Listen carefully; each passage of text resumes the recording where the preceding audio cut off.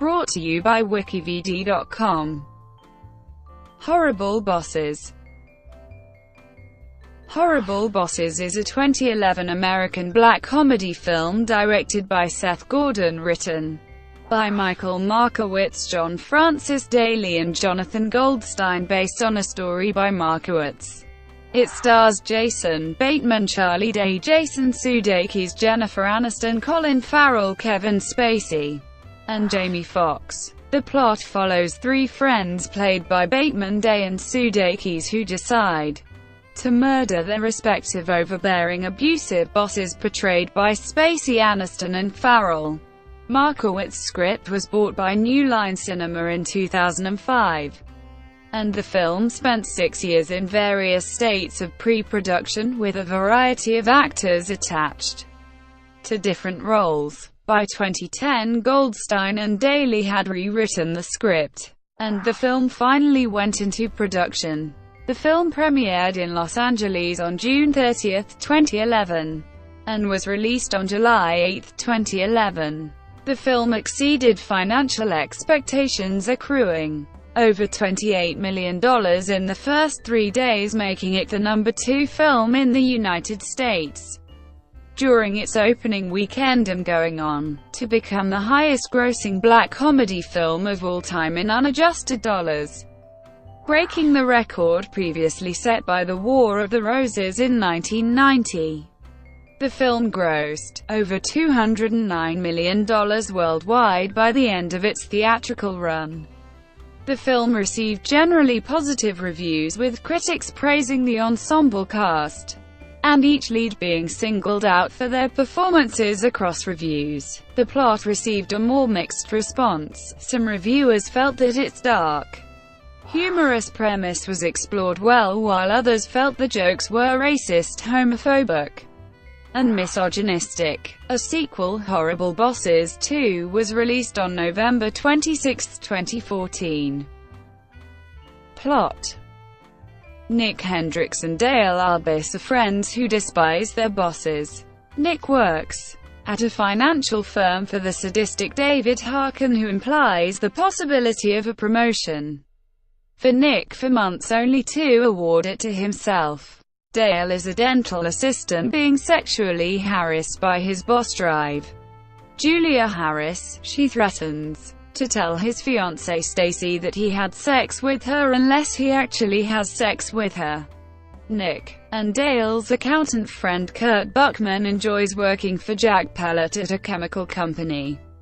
But after Jack unexpectedly dies of a heart attack, the company is taken over by Jack's cocaine-addicted son Bobby, whose apathy and incompetence threaten the future of the company. At night over drinks, Kurt jokingly suggests that their lives would be happier if their bosses were no longer around. Initially hesitant, they eventually agree to kill their employers. In search of a hitman, the trio meet Dean Motherfucker Jones, an ex-con who agrees to be their murder consultant.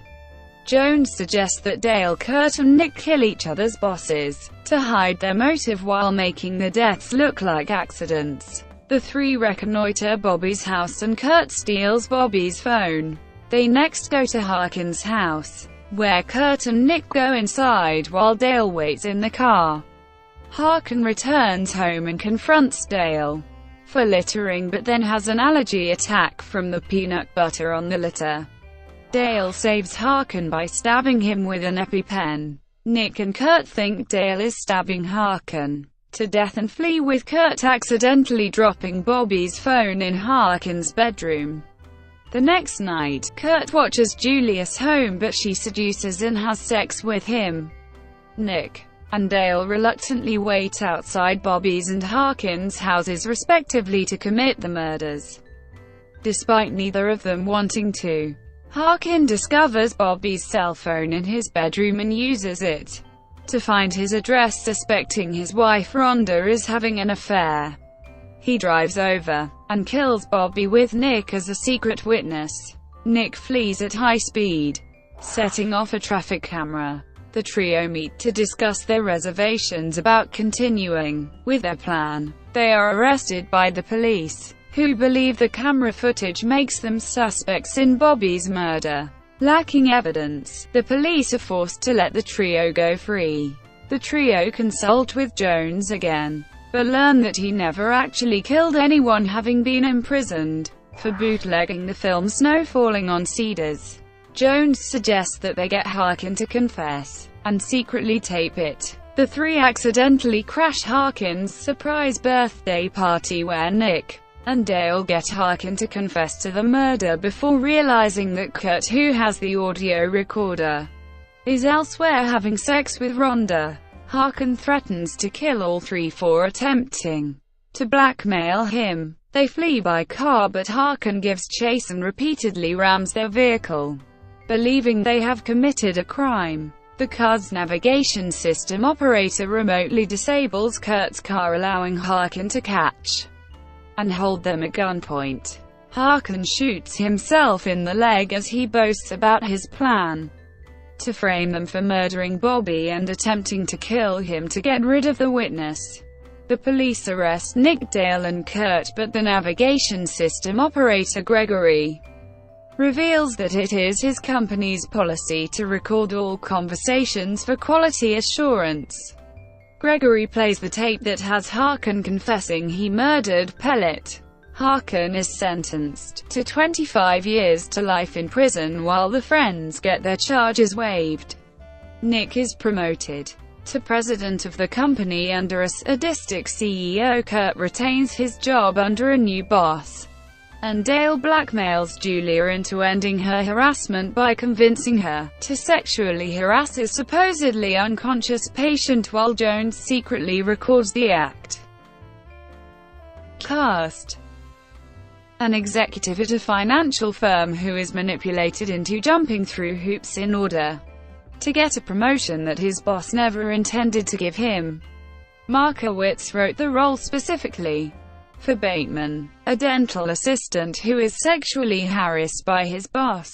Described as a hopeless romantic in love with his fiancée, Ashton Kutcher was in talks for the role. At two different points in the lengthy production, Day was considered for the role following his co-starring performance with Sudeikis in the 2010 film Going the Distance. Reuters reported that industry insiders believed his performance overshadowed the main stars.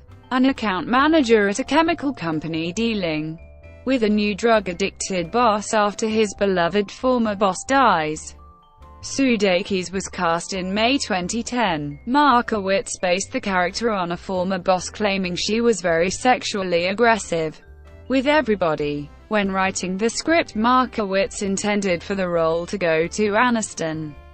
He stated, but the aforementioned boss looked more like Cruella de Vil. It was like flirting with a cobweb, so I decided for the sake of the movie let's go with Jennifer Aniston. The actress insisted on wearing a brown wig for the role, wanting to look different from other characters she had played. Described as a Weasley scion and a corrupt and incompetent jerk who's in charge of things but clearly has no idea what he's doing. Farrell explained the motivation he gave to the character, stating, "This guy thinks he's God's gift to women, God's gift to intellect, to humor, to the club scene, to everything.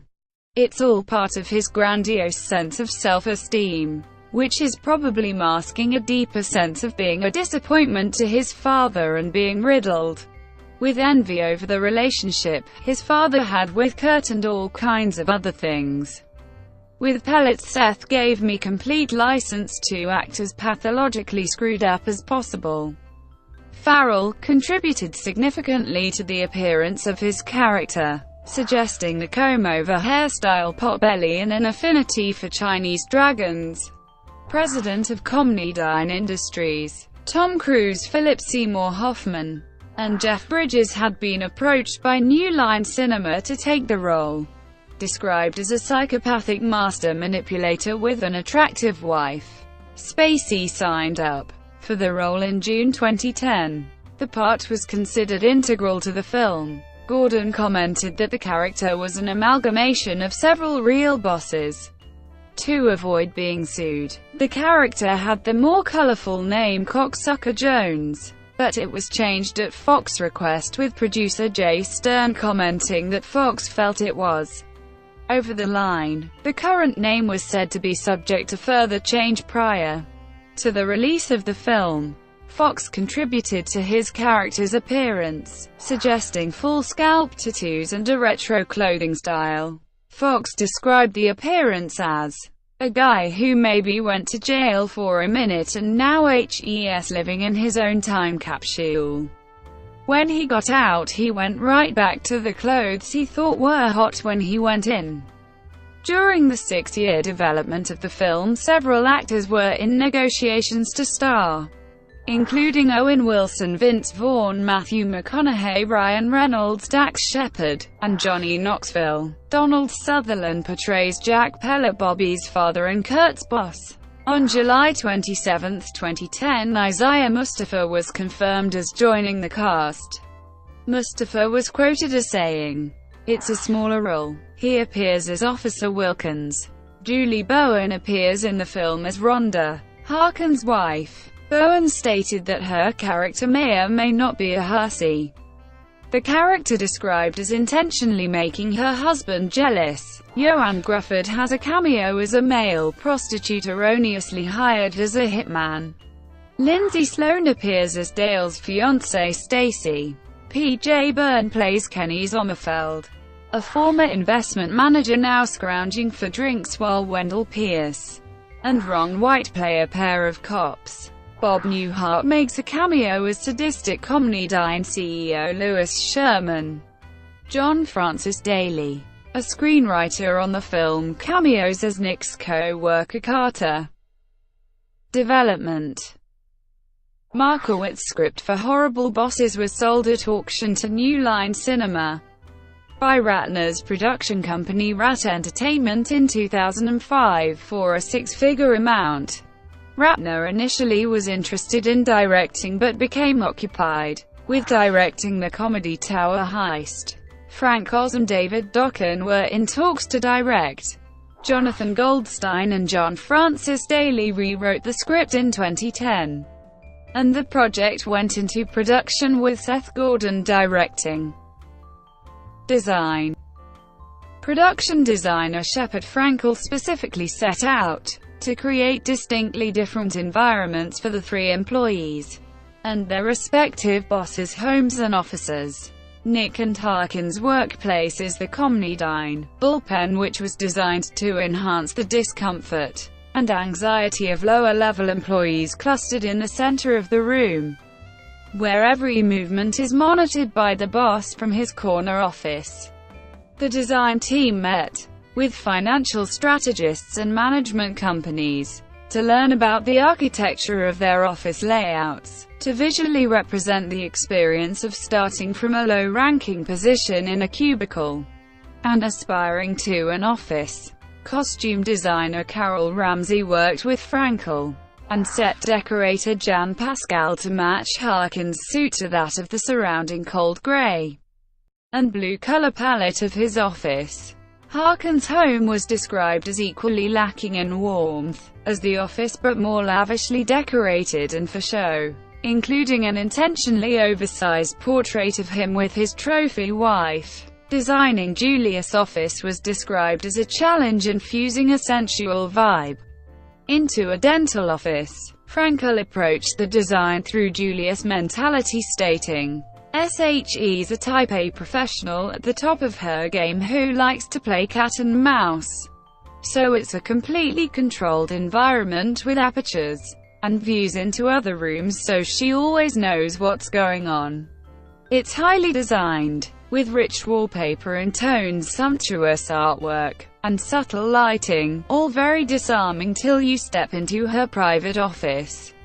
The blinds close, the door locks, and you think it's the Temple of Doom." Similarly, approaching the character's home, the design allowed for wide windows which face onto a public street, which afford her the opportunity to put on the kind of show she couldn't get away with at work. Bobby's environments were designed with more contrast, the character being new to the work area.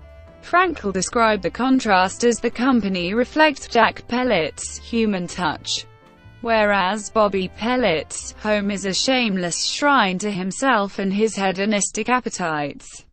Frankel continued, it features a mishmash of anything he finds exotic and erotic, mostly Egyptian and Asian motifs, with an 80s Studio 54 vibe, a makeshift dojo, lots of mirrors, and a massage table. Some parts of the house design were provided by Farrell, and Gordon's interpretation of the character and his infatuation with martial arts and his delusions of prowess.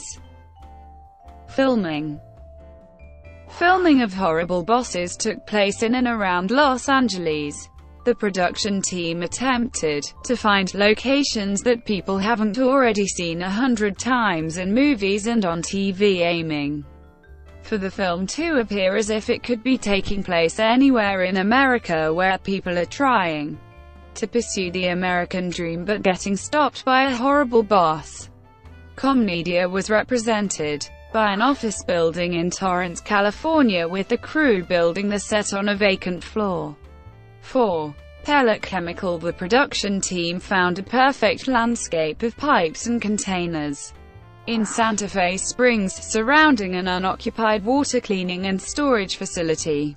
To take advantage of the surrounding imagery, the warehouse required an extensive series of overhauls, including cutting windows into concrete walls and creating new doorways to allow for visuals of the warehouse exterior and provide a setting for the final scene of Sutherland's character. At TGI Fridays in Woodland Hills, Los Angeles, was used as a bar frequented by Nick, Dale and Kurt, while the bar scene where they meet with Jones was staged in downtown Los Angeles. The film was shot digitally using the Panavision Genesis camera. Gordon encouraged the actors to improvise, though Aniston claimed to not have taken advantage of the offer as much as her co-stars, stating, "My dialogue was just so beautifully choreographed that there wasn't much that I needed to do." Music. The soundtrack was composed by award-winning composer Christopher Lenitz, with music contributed by Mike McCready of Pearl Jam, Stephen Lessard of Dave Matthews Band, and Money Mark, a collaborator with the Beastie Boys. McCready, Lessard and Mark worked with musicians Matt Chamberlain, David Leviter, Aaron Kaplan, Victor Indrizzo, Chris Chaney, Davey Chegwidman and DJ Cheap Shot to develop the music. Major contributions were provided by Mark on keyboard, McCready and Leviter on guitar, Chaney and Lessard on bass, Indrizzo on drums and DJ Cheap Shot on turntables. Lenitz recorded the soundtrack at the Village Recording Studio in West Los Angeles and Capitol Records. Lenitz attempted to remain authentic to the character's progression from average worker to calculated killer. To achieve this aim, he decided against recording digitally, instead recording the tracks on 2-inch analog tape and tending each musical cue to sound as if it was emanating from a vinyl record. He explained, "The idea was to put together a band that would record the score together the same way that they would make an album. It isn't overproduced or shiny and digital in any way. It's brash, noisy and full of bravado and swagger. I knew that if we could harness some of this sonic magic in the score, then the toughness and confidence of the music would play against Bateman, Sudeikis and Charlie Day, to really emphasize and elevate the humor in the situations that transpire." Lenitz continued, "We tracked through tape before Pro Tools to get that fat sound, and made every choice based on feel rather than perfection. We even used the same Wurlitzer that Money Mark played on Beck's classic, Where It's At. At the end of the day, Seth Gordon and I wanted to produce a score that is as irreverent and full of attitude as the movie itself. I think we did it. And most of all, everyone had a blast in the process." Horrible Bosses, the original motion picture soundtrack, was released in physical and digital formats on July 5, 2011 by Water Tower Music. The soundtrack consists of 33 tracks, with a runtime of 63 minutes. Release. The world premiere of Horrible Bosses took place on June 30, 2011, at Grauman's Chinese Theatre in Hollywood, California. Box office. Horrible Bosses grossed $117.5 million in the North America and $92.2 million in other territories for a worldwide gross of $209.6 million. Against its budget of $35 million. Horrible Bosses was released on July 8, 2011 in the United States and Canada across 3,040 theaters. It grossed $9.9 million on the first day, giving it the second largest opening gross for an original R-rated comedy of the summer, behind Bad Teacher. For the opening weekend, the film took in a total of $28,302,165, an average of $9,310 per theater, making it the number 2 film for the weekend, behind Transformers: Dark of the Moon, the second highest grossing opening weekend for an original R-rated comedy, again behind Bad Teacher, and the highest grossing opening weekend ever for a dark, black comedy film, overtaking the 2004 The Stepford Wives. The opening weekend audience was 51% male, and 64% of the audience were over 25 years of age. The second weekend saw a further 94 theaters added for a total of 3,134. Box office revenue dropped by a respectable 38%, taking $17.6 million, for a total gross of $60 million in 10 days. The film ranked third for the weekend. It remained in the top 5 films during its third week, dropping 33% and leaving 30 theaters from the previous weekend to take in $11.9 million for a gross of $82.6 million in 17 days. On July 28, 2011, with $87.6 million after 20 days, Horrible Bosses surpassed The War of the Roses to become the highest-grossing dark, black comedy film in unadjusted dollars. Horrible Bosses was released on July 7, 2011 in the United Arab Emirates and on July 8 in Estonia, Latvia, Lebanon and Lithuania, grossing $348,321 for the opening weekend, and accruing a total of $855,009 in the first 17 days.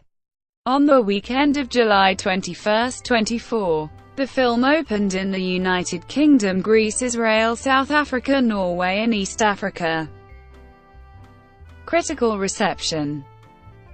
Horrible Bosses received generally positive reviews from critics. On Rotten Tomatoes, the film holds an approval rating of 69% based on 209 reviews with an average rating of 6.2/10. The site's critical consensus reads, "It's nasty, uneven and far from original, but thanks to a smartly assembled cast that makes the most of a solid premise, Horrible Bosses works." Review aggregate Metacritic gave the film a score of 57 out of 100 based on 40 critics indicating mixed or average reviews. On CinemaScore, audiences gave the film an average grade of B on an A to F scale. Male audience members gave the film an A compared to females, giving it an average rating of B.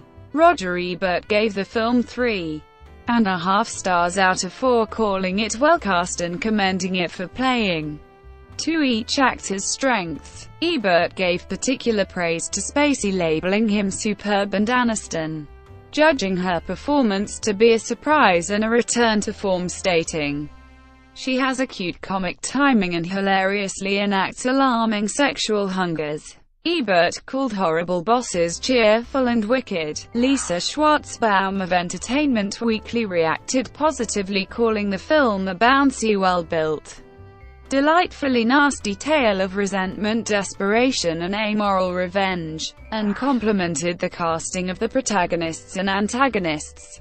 The AV Club's Nathan Rabin also praised the cast, stating that the picture succeeds almost entirely on the chemistry of its three leads, who remain likable even while resorting to homicide, adding the acting more than compensates for the film's other failings. Rabin singled out Day's performance as a potent illustration of how a brilliant character actor, with a spark of madness, can elevate a ramshackle lowbrow farce into a solid mainstream comedy through sheer force of charisma. Edward Douglas of ComingSoon.net credited director Seth Gordon with having assembled the perfect cast, claiming the six leads kill in every scene, but echoed Nathan Rabin's sentiments that Day is the real standout. Douglas summarized the picture as dark fun that works better than expected due to a well-developed script, an impeccable cast, and a director who knows how to put the two together. A.O. Scott of The New York Times stated, "The timing of the cast is impeccable," and appreciated that the script did not attempt to cut its coarseness with a hypocritical dose of sweetness or respectability.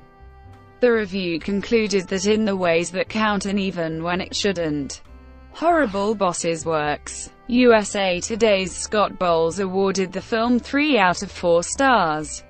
Labeling it a surprising comedy that rivals Bridesmaids as the funniest film of the summer, if not the year. Bowles added that the characters are so likable, giving particular credit to Sudeikis, though also adding praise for the performances of Bateman and Day. The dialogue was also lauded by Bowles, which commented that Seth Gordon has a deft touch with water cooler talk, even when the water cooler might be spiked with poison. Leonard Maltin of IndieWire considered Day to have had the breakout role and offered praise to the performances of the cast, but lamented the lack of screen time for Farrell's character. Maltin concluded the movie has just enough raunchiness to identify it as a 2011 comedy, just enough cleverness to admire, and just the right camaraderie among its three male stars, which turns out to be the movie's greatest strength. Rolling Stone's Peter Travers gave kudos to the killer cast, with specific credit given to Bateman and Day, but was critical of the movie, stating it was out on a sharp premise and that it is a hit-and-miss farce that leaves you wishing it was funnier than it is.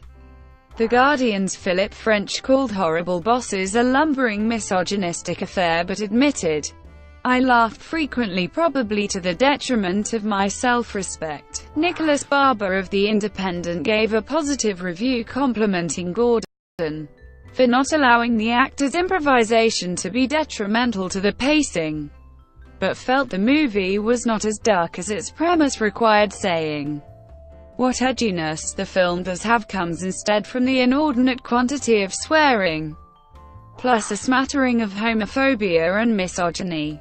Salon's Andrew O'Hare offered a mixed response, characterizing the film as a lot funnier in theory than in practice, but it won't ruin your Saturday night. Salon appreciated the effortless comic chemistry between Sudeikis, Bateman and Day, and singled out Bateman, Aniston and Spacey for their performances. O'Hare was, however, critical of the perceived homophobia, sexism, and racism. The Hollywood Reporter's Kurt Honeycutt responded negatively, stating the jokes failed to be funny, stating Seth Gordon shows no flair for turning the absurdities and cartoonish characters in the script into anything more than a collection of moments in search of laughs. Karina Longworth of The Village Voice was critical of the premise, which she felt lacked any legitimate rage against the character's bosses, stating, "There's every sign that even without these particular emasculators, Dale, Kurt, and Nick would still be, for lack of a better word, total pussies." Longworth felt that the humor was rarely actually laugh-out-loud funny and never truly dark or daring. She particularly criticized the all-white male protagonists, and a plot she deemed racist and filled with stereotypes. Justin Chang of Variety praised the performance of the ensemble cast but considered the plot to be predictably moronic, vulgar and juvenile. Chang echoed the sentiments of the Village Voice in lamenting that the film failed to pursue the premise to darker, more daring territory and faulted it for falling back on over-the-top comic exaggeration. Accolades.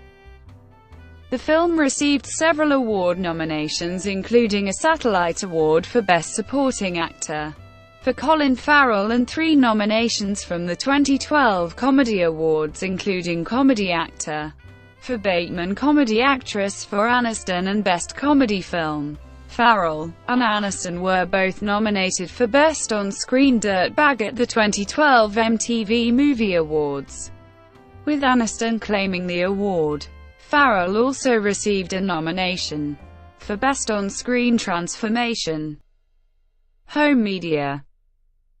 On July 26, 2011, FX obtained the rights to the network premiere of the film. Horrible Bosses was released on DVD and Blu-ray disc in the United States on October 11, 2011. The DVD version sold an estimated 400,682 units in the United States during its first week, earning approximately $6.1 million. It was the number 2 best-selling DVD of the week, finishing behind Green Lantern and the number 3 Blu-ray disc film behind Green Lantern and The Lion King. As of it has sold an estimated 1.3 million units and earned $18.3 million. The DVD contains the theatrical cut of the film and deleted scenes. The Blu-ray disc edition contains the Blu-ray disc, the DVD, and a digital version of the film in a single pack. The Blu-ray disc version is an unrated, extended cut with a runtime of 106 minutes compared to the theatrical 98 minutes. The Blu-ray disc contains deleted scenes and 4 featurettes. My least favorite career. Surviving a Horrible Boss. Being mean is so much fun, and the making of the Horrible Bosses soundtrack. Both the theatrical and extended cuts are presented in the film's original aspect ratio of 2.39:1, with DTS HD master audio sound. Beginning with a Blu-ray disc release of Horrible Bosses and Green Lantern, Warner Bros. Included a code that allows the owner to access a version of the film via Ultraviolet, a cloud storage service which allows streaming or downloading to a variety of devices. Sequel. Seth Gordon confirmed in July 2011 that talks were underway for a sequel after the financial success of the film in the United States, saying, "Yeah, we've definitely discussed it. It's done well in the States, the film has. So that's becoming a more concerted effort now. We're trying to figure out what the sequel could be." On January 4, 2012, it was confirmed that a sequel was moving forward and that Goldstein and Daley would be returning to write the script. New Line was reported to be negotiating with Gordon to return as director, with Bateman, Day and Sudeikis also expected to return to their roles. On February 27, 2012, it was confirmed that Goldstein and Daley were in the process of writing the new script. In March 2013, Goldstein and Daley confirmed that they had submitted multiple draft scripts for the sequel and that production had moved towards finalizing the budget. Later in the same month, Bateman, Day and Sudeikis were confirmed to be reprising their roles, with Fox negotiating to return. The film will again be produced by Brett Ratner and Jay Stern. In August 2013, it was announced that Gordon would not be returning to direct because of scheduling conflicts and that the studio was actively searching for a replacement. In September 2013, Shawn Anders was announced as Gordon's replacement, with John Morris joining the production as a producer. The pair had previously performed a rewrite on Goldstein's and Daley's sequel script.